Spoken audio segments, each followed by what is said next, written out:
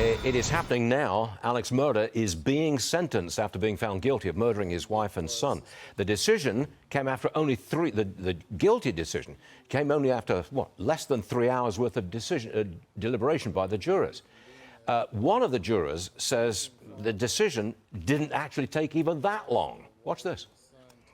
Started deliberating, going through the evidence. Everybody was pretty much talking.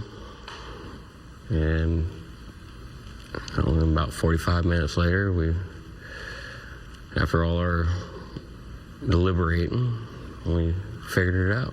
So it took basically 45 minutes for you guys to come to a decision? Probably about 45, maybe an hour. If you really look at everything, it's all plain and clear. Okay.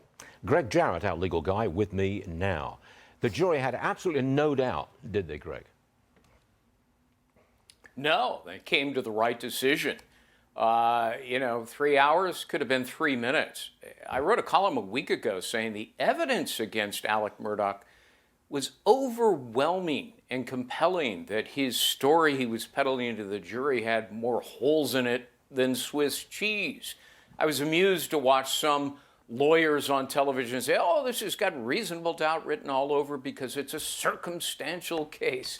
That's nonsense. I'll take a circumstantial strong case over direct evidence eyewitnesses anytime, because witnesses tend to either lie or make mistakes. They're fallible. They misperceive. The circumstantial evidence in this case was a cell phone video that placed the accused at the scene of the crimes literally 4 minutes before the murders. And then he took the witness stand and confessed that, oh yeah, I've been lying about that for the last 20 months, and I lied to everybody about my financial crimes, swindling, $9 million. But now I want you to believe me.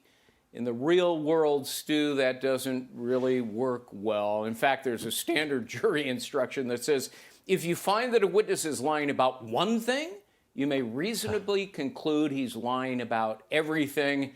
And Alex Murdaugh was a prodigious liar. There was no politics involved in this trial, no racial angle, and I think it was an excellent example of our court system working, and working well. You agree? I totally agree. Look, I covered the O.J. Simpson trial for 9 months in Los Angeles. That was a diversion. Johnny Cochran successfully put Mark Furman on trial and racism on trial, not O.J. Simpson. Here, none of that dynamic was present. This was a very solid case amassed by the prosecution. It was a digital case, not just the cell phone, but navigation and other digital devices. And it incriminated, Alex Murdaugh big time. The country was glued. Almost everybody in my family was watching it 24/7. Right. I've not known a trial grip the country quite like this one did for some time. O.J. Simpson, of course, that's 25, 30 years ago.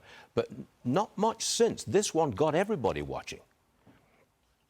Yeah, it really did, because, the scion of a powerful legal dynasty accused of the brutal murders of his wife and son, as the prosecution said, he literally blew the brains out of his son.